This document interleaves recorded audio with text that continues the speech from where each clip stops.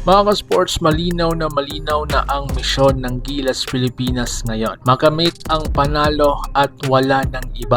Pero sa likod ng lakas ng lineup, may isang seryosong babala na kailangang harapin ng Gilas. Dapat mas malakas tayo sa ilalim ng mga kalaban. May laki, may bigat, may physicality, kaya ang tanong ngayon, handa na ba ang Gilas sa bakbakan sa loob at sino ang aako ng responsibilidad? At si Remy Martin may bagong update sa kanyang mga posts sa social media. Kasali na kaya siya sa next FIBA window? Kung trip mo po ang ganitong content, paiwan ng follow at pasubscribe na din. Tara po, simulan na natin.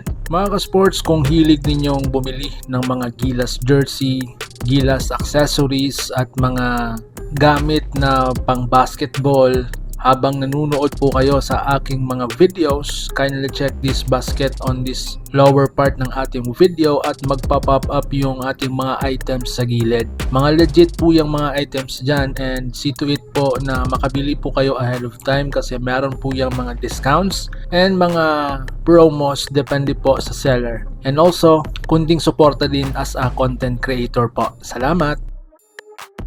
Sa mga huling laro at scouting reports, kitang-kita na hindi papayag ang mga kalaban na talunin lang sila sa tres o bilis. Ang plano nila is ipasok ang bola sa ilalim, ipagulong ang laban sa physical na depensa, subukan ang tibay ng bigs ng ating Gilas, at ang ibig sabihin niyan kung mahina ka sa loob, obvious na talo ka. At dito nasusubok ang puso ng Gilas Pilipinas. Mga ka-sports, mainit na usap-usapan ngayon sa social media na si Poy Iram ang isa sa the best na tagapagbantay na idadagdag sa pool ni Coach Tim Cone. Unahin na natin ang lalaking hindi umaatras ngayon sa SEA Games kahit kanino, si Poy Iram. Si Poy ang klase ng player na hindi takot sa banggaan, kayang mag-alter ng tira kahit hindi block, pang istorbo ng laro ng kalaban. Hindi man siya palaging top scorer, pero kapag wala si Poy, lumalakas ang loob ng kalaban. Dahil nga mga ka-sports, siya po ang tagapagtanggol ng paint, pang set ng tono sa depensa,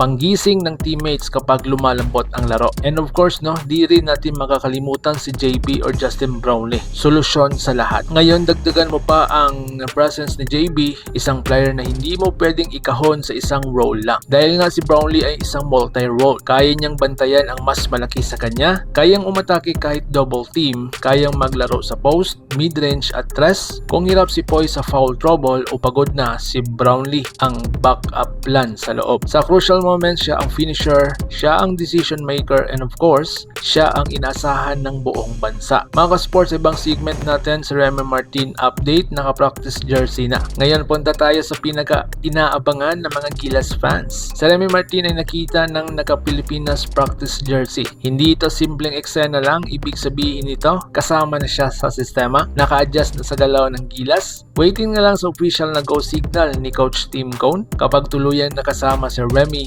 nako, bibilis ang transition offense, lalakas ang penetration, liliit ang depensa ng kalaban. At kapag bumukas ang loob, babagsak ang mga tres. So ngayon mga ka-sports, Coach Team System. Hindi ito basta lakas ng mga players, ang totoong sandata ng Gilas ay ang sistema ni Coach Tim Cone. Dahil nga si Coach CTC, kilalang kilala sa kanyang structured offense, strong half defense, discipline sa rotation. Hindi siya padalos-dalos pumasok ng mga player, kaya kung waiting pa si Remy, ibig sabihin pinapantay muna ang kanyang sistema bago sumabak. So ngayon mga sports, itanong natin ang pinaka-importante. Kaya ba ng Gilas tapatan ang physicality sa ilalim? Sapat ba ang depensa ni Poy at Brownlee? Kapag dumating sa Remy, babago ba ang takbo ng laban? Mga ka-sports, kung buo ang depensa, kontrolado ang rebounds at disiplinado ang opensa, mga ka-sports, lalamang po tayo at hindi na lang pangarap ang ating panalo, kundi realidad na. So ngayon mga ka-sports, ikaw na ang magsabi. Ano sa tingin mo ang pinakamalaking problema ngayon ng Gilas? Loob ba o consistency? Dapat na bang ipasok agad si Remy Martin? Like, subscribe at comment para sa araw-araw na Gilas Pilipinas updates. So paano? Laban Pilipinas, puso. Ingat po kayo.